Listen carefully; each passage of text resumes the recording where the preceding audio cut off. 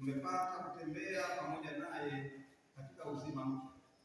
Kwa hiyo baada ya mfungo wa Kwaresima, tuweke tena ahadi zetu za ubatizo tulizofanya zamani tulipomkataa Shetani mambo yake, tukaahidi kumtumikia Mungu katika kanisa takatifu Katoliki.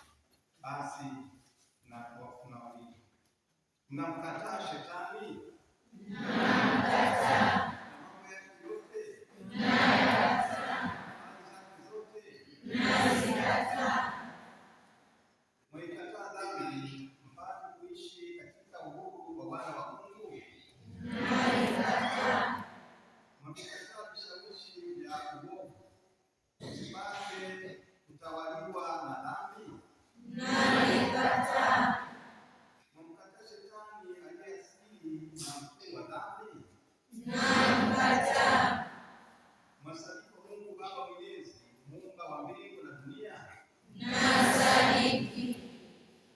Mwasadiki Yesu Kristo mwanaye wa pekee Bwana wetu, aliyezaliwa na Bikira Maria, akateswa, akafa na kuzikwa, akafufuka katika wafu, ameketi kuume kwa Baba? Mnasadiki.